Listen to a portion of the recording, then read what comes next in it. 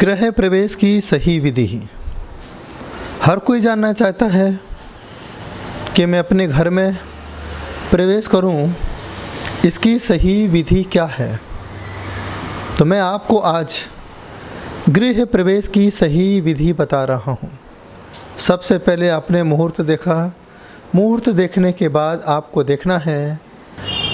देखना है कि आपका घर पूरा बन चुका है या नहीं बना है। पूरा घर कब बनेगा? जब छत होगी, जब दरवाजे होंगे, जब खिड़की होगी, पूरी तरीके से जब घर बन जाए तभी जाकर के आप गृह पूजा करना। इसके पहले आप गृह पूजा नहीं करना। इसके बाद याद रखना, मंगलवार को गृह प्रवेश नहीं करना चाहिए। यदि हम मंगलवार को गृह प्रवेश करते हैं तो सबसे ज़्यादा मालिक को कष्ट होता है, व्यापार में नुकसान हो सकता है, परिवार में अशांति हो सकती है। इसलिए यहाँ मना किया है कि मंगलवार को गृह प्रवेश ना करें। इसके साथ साथ रविवार को भी मना किया है, शनिवार को भी मना किया है। इसे अशुभ तिथि माना गया है, दैत्यों की तिथि माना गया है। आप देखिए रविवार को छुट्टी क्यों रहती है?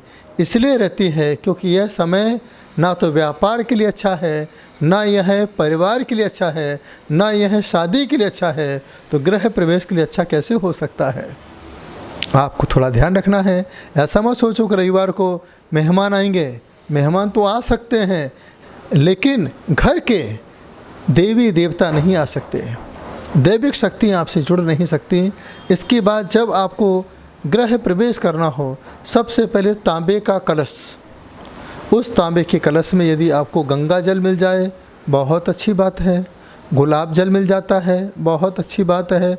उस पर एक नारियल रखिए बढ़िया पानी वाला, और आम के 8 पत्ते साइड में लगा करके इस कलश को लेकर के आप पूरी भक्ति के साथ हाथों में चावल लीजिए। चावल से स्वस्तिक बनाइए। स्वस्तिक बनाने के बाद आपके घर में जो सौभाग्यवती नारी हो, सौभाग्यवती नारी से मतलब जिसका पहला पुत्र हो, माता पिता जिंदा हो, सास ससुर जिंदा हो, उसे कहते हैं सौभाग्यवती स्त्री। उसके हाथ में यह कलश दें। जो भी आप मंत्र जाप करते हैं, मंत्र का जाप करते करते वह सौभाग्यवती नारी, जो भी स्वर चल रहा हो, सीधा पैर घर की ओर दहलीज पर रखे और आगे बढ़े। इसके बाद पहले दिन रसोई घर में 2 ही चीज़ें दिखना चाहिए, जिसमें हरी सब्जियां दिखें और गुड़ दिखे, स्वीट दिखे। इसका उपयोग करें। इसके बाद जो आपने गृह में कलश के साथ जो आम के पत्ते थे, उसके साथ आम के पत्ते से पूरे घर का छिड़काव करें। और सबसे पहले आप घर की शुद्धि नमक के पानी से करें। थोड़ा सा कपूर लीजिए, पूरे घर में घुमा दीजिए। मंत्र जाप करके, नमोकार का जाप करके, भक्तामर का पाठ करके, जो जिस मंत्र को मानते हैं उस मंत्र का जाप करके पूरे घर की नेगेटिविटी को हटाने के लिए आप कपूर घुमा दीजिए। कपूर को घुमाने के बाद इसके बाद आप नॉर्थ ईस्ट कोने में, पूरब और उत्तर कोने में इस कलश की स्थापना कीजिए। इस कलश की स्थापना करने के बाद एक ऐसा श्रीफल लीजिए जिसमें पानी हो। जेंट्स उस श्रीफल पर मंत्र पढ़ के, हमारे गुरुजी एक मंत्र देते हैं, ओम नमो अर्हते रक्ष रक्ष ह्रूम फट स्वाहा। इस मंत्र के साथ नारियल को आप पूरा कीजिए। पूरा करने के बाद उसका जल बचे, उस जल को आप दहलीज के आसपास छोड़ दीजिए। आधा नारियल दहलीज के अंदर होगा, आधा नारियल दहलीज के अंदर होगा और आधा नारियल दहलीज के बाहर होगा। इसके बाद जो यंत्र आपने पुराने घर में रखे थे उसे भी आप नॉर्थ ईस्ट कोने में स्थापित कीजिए। हमारे यहाँ पर फोटो की पूजा नहीं है, यंत्रों की पूजा है। या फिर हम घर में छोटा सा मंदिर बना सकते हैं। यदि आपका घर बहुत बड़ा हो तो आप बना सकते हैं, नहीं तो एक भक्तामर की जिनवानी स्थापित कर सकते हैं। यह आपके रोज़ के पाठ की जिनवानी है, जिसका हम लोग रोज़ ध्यान करते हैं, मनन करते हैं, स्वाध्याय करते हैं। उसकी स्थापना आप नॉर्थ ईस्ट कोने में कीजिए। इसके बाद ऐसा कहा जाता है कि सबसे पहले जब घर में प्रवेश करें, रसोई घर में जाकर के सबसे पहले हमें दूध उबालना चाहिए।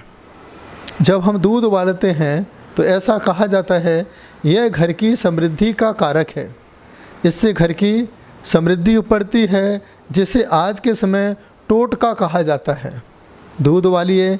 इसके बाद जब तक अपने घर की पूजा ना हो जाए तब तक आप फर्नीचर शिफ्ट ना करें। सबसे पहले आपको घर की पूजा करना बहुत ज़रूरी है।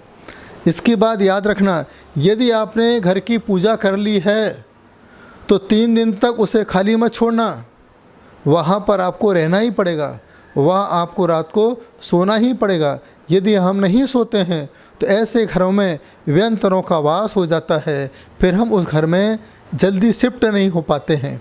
इसके बाद याद रखना, यदि किसी की मृत्यु तुम्हारे घर में हुई हो तो 13 दिन पहले प्रवेश नहीं करना, या कोई नारी गर्भवती हो तो गर्भवती महिला भी नए घर में प्रवेश ना करे जब तक उसकी संतान ना पैदा हो जाए। इसके बाद जब पूजा चले तो पूजा में आप लोग बिल्कुल बात ना करें। और फिर जो आप एक स्वस्तिक देख रहे हैं, इसी तरीके से आपको स्वस्तिक बनाना है। स्वस्तिक क्रॉस नहीं होना चाहिए। आप देखिए अंक लिखे हुए हैं 1 2 3 4 5 6 7 8 9। इसी तरीके से आपको एक स्वस्तिक दोनों गेट की तरफ बनाना है। आपको सामग्री यूज करना है, इसमें कुमकुम लेना है, कुमकुम के बाद थोड़ी हल्दी लेना है, और हल्दी के बाद थोड़ी सिंदूर लेना है। तीनों को मिला करके और इस उंगली से आप स्वस्तिक बनाइए। स्वस्तिक स्वास्थ्य लाभ का प्रतीक है। अंक यदि आपको मिल जाए तो 9 अंक आप बनाइए, 1 से लेकर के 9 अंक। यह घर समृद्धि का प्रतीक है। यदि आपका दरवाज़ा बड़ा नहीं खुल रहा हो फ्लैट में तो आप इसे नॉर्थ ईस्ट कोने में भी बना सकते हो। इसके बाद यदि किसी संत के हाथों की पीछे का पंख मिल जाए, आप उसे स्थापित करेंगे तो घर में फिर कभी नेगेटिविटी नहीं आएगी।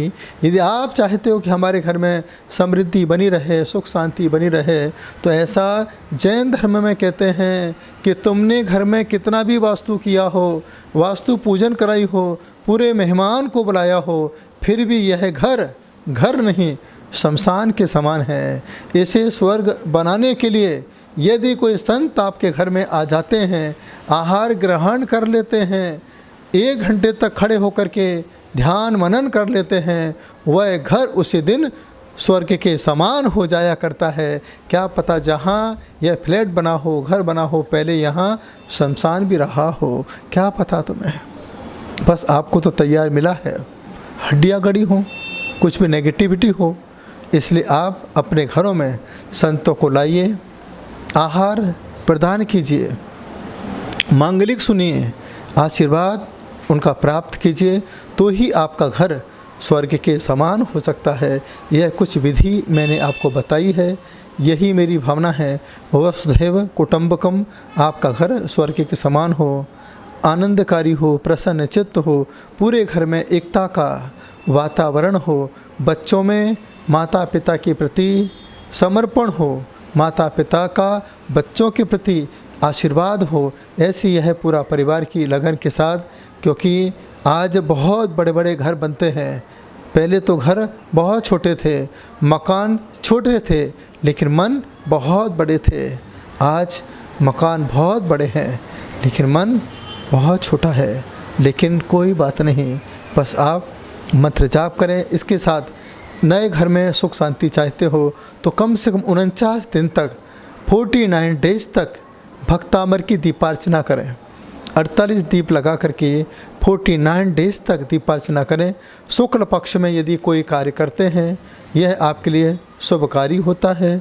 कृष्ण पक्ष में कोई काम ना करें, रिक्ता तिथि में ना करें, पूर्णा तिथि में ही काम करते हैं तो आपके भंडार पूर्ण रूप से भरे रहते हैं। इसके बाद जिस घर में आप प्रवेश कर रहे हैं, सबसे पहले आप रसोई घर में अपने भंडार को भर के रखें। दूसरा, तिजोरी आपकी व्यवस्थित हो, उसका भंडार भर के रहें। जब 2 चीज़ें भरी रहती हैं तो आपके घर के भंडार भरे रहेंगे, सुख शांति और अमन चैन आपका रहेगा। यह छोटे उपाय मैंने आपके बीच में रखे हैं। बस मेरी यही भावना है कि आपका घर स्वर्ग के समान हो, सुख शांति हो, अमन चैन हो, परिवार में एकता हो, आत्मीयता बढ़े, जो बड़े बुजुर्ग जिन्होंने बहुत मेहनत के साथ इस घर को बनाया है, उन्हें भी कुछ समय जितना उनका आयु कर्म है सुख शांति अमन चैन के साथ व्यतीत हो, इसी भावना के साथ मैंने यह उपाय बताया है। मुझे विश्वास है आप इसे ध्यान में लाएंगे और अपने परिवार को स्वर्ग के समान बनाएंगे।